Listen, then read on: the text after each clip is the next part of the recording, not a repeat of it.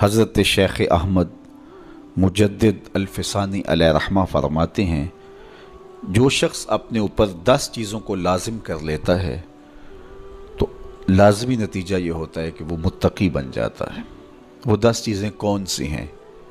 ماہ صیام کے ان حسین لمحوں میں ہمیں وہ 10 اوصاف اپنے اندر پیدا کرنے چاہیے تاکہ ہم متقی بن جائیں، اور متقی اللہ کے محبوب بندے ہیں۔ تقوی اختیار کرنے والے اللہ جل شانہ کی رحمتوں کے خاص مستحق ہیں۔ جنہیں تقوی کا نور نصیب ہوتا ہے وہ اللہ کی رحمتوں کے سائے میں آ جاتے ہیں۔ اگر ان پر مصائب، آلام، مشکلیں آتی ہیں تو ان کے تقوی کی وجہ سے اللہ انہیں راستے عطا کر دیتا ہے۔ وَمَن يَتَّقِ اللَّهَ يَجْعَل لَّهُ مَخْرَجًا وَيَرْزُقْهُ مِنْ حَيْثُ لَا يَحْتَسِبُ۔ اللہ اکبر۔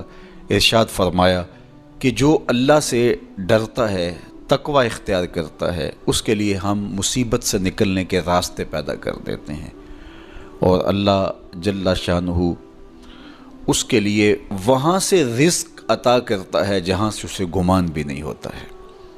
تو یہ تقوی کا نتیجہ ہے جو اہل تقوی کو نصیب ہوتا ہے۔ تو حضرت شیخ نے 10 وہ امور بتائے جو اپنے اوپر لازم کر لینے سے تقوی نصیب ہوتا ہے۔ سب سے پہلی بات آپ فرماتے ہیں زبان کو غیبت سے بچائے۔ اتقاء کے حصول کے لیے زبان کو پاک کرنا ضروری ہے۔ انسان کے زیادہ تر گناہ اس کی زبان کی وجہ سے ہیں، اور غیبت یہ بدترین عمل ہے، اور اس کو بدکاری سے بھی برا قرار دیا گیا ہے۔ الغیبت اشد من الزنا۔ تو اپنی زبان کو غیبت سے بچائے۔ دوسری بات ارشاد فرمائی کہ بدظنی سے بچے، کسی سے خواہ مخواہ بدگمان ہو جانا اور اپنے دل کو کسی کے لیے میلا کر لینا اور اس کی بدگمانی دل میں پالنا، تو یہ تقوی کے منافی ہے۔ تو کسی کی بدگمانی سے، بدظنی سے اپنے دل کو بچائے، زبان کو غیبت سے بچائے، دل کو بدگمانی سے بچائے، اور مسخرہ پن سے بچے۔ بات بات پہ ٹھٹھے مار کے ہنسنا اور اس طرح کی زندگی بسر کرنا۔ اور آج کل تو جب بھی دوست احباب اکٹھے بیٹھتے ہیں تو سنجیدہ اور متین باتیں کم ہوتی ہیں، زیادہ وقت لطیفوں میں ہی کٹ جاتا ہے۔ انسان کو خوش مزاج ہونا چاہیے، اس کی طبع میں شگفتگی ہونی چاہیے، لیکن شگفتگی، خوش مزاجی اور مسخرہ پن میں فرق ہے، اس کو سمجھنا چاہیے۔ سنجیدہ اور متین زندگی یہ مومن کی زینت ہے، انسانیت کا حسن ہے۔ اس لیے تقوی کے حصول میں مانع ہے مسخرہ پن۔ اگر کوئی شخص متقی بننا چاہتا ہے تو اس کو سنجیدہ اور متین بننا ہوگا۔ طبیعت کی خوش مزاجی یہ معنی نہیں ہے، لیکن مسخرہ پن اور چیز ہے، اس سے روک دیا گیا۔ چوتھی چیز حضرت شیخ احمد فرماتے ہیں کہ اپنی آنکھ کو حرام سے بچائے۔ اپنی آنکھ کی حفاظت کرنے سے تقوی حاصل ہوتا ہے۔ جب آنکھ خراب ہوتی ہے تو دل خراب ہوتا ہے، جب دل خراب ہوتا ہے تو پھر پورا بدن خراب ہو جاتا ہے۔ اس لیے وہ دروازہ جو کھلا ہے اور اس سے بدی شر اندر اتر رہی ہے، اور پھر اس سے آپ کا سارا نظم ہستی برباد ہو رہا ہے، تو اس دروازے کو بند کریں۔ تو اپنی آنکھ کو حرام سے بند کریں۔ پانچویں چیز ارشاد فرمائی، ہمیشہ سچ بولے۔ جھوٹا شخص کبھی متقی نہیں ہو سکتا۔ اتقاء کے حصول کے لیے اپنے آپ کو سچ کا خوگر بنانا ہوگا۔ سچ کے بغیر کبھی نہ بولیں۔ جھوٹ بولنے والے کی زبان سے شر پھیلتا ہے، اور جب کوئی شخص جھوٹ بولتا ہے تو حدیث پاک میں آتا ہے اس سے بدبو نکلتی ہے، جس کو عام لوگ تو نہیں سونگھ پاتے، لیکن اللہ کے فرشتے 1 میل دور پیچھے ہٹ جاتے ہیں۔ تو مومن سچا ہوتا ہے، مومن جھوٹا نہیں ہوتا، اور تقوی کے حصول کے لیے سچ شرط ہے۔ چھٹی چیز ارشاد فرمائی، ہر حال میں اللہ کا احسان مانے۔ جب کوئی بھی انسان پر بہتری آئے تو اس وقت یہ کہے کہ یہ میرے رب کا احسان ہے کہ مجھے یہ حاصل ہوا ہے۔ بہت سارے لوگ اپنی محنت کا نتیجہ قرار دیتے ہیں کہ یہ میں نے کیا تو اس کے نتیجے میں یہ ملا۔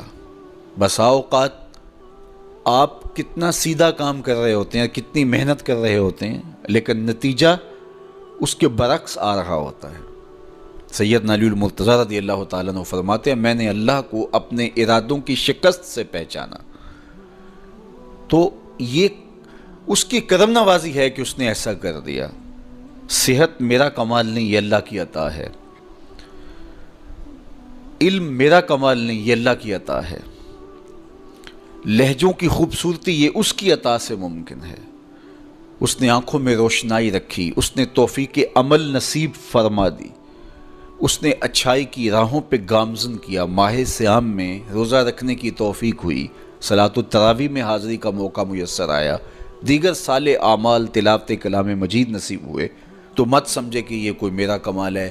اللہ کا احسان مانے گا تو غرور پیدا نہیں ہوگا، تکبر پیدا نہیں ہوگا۔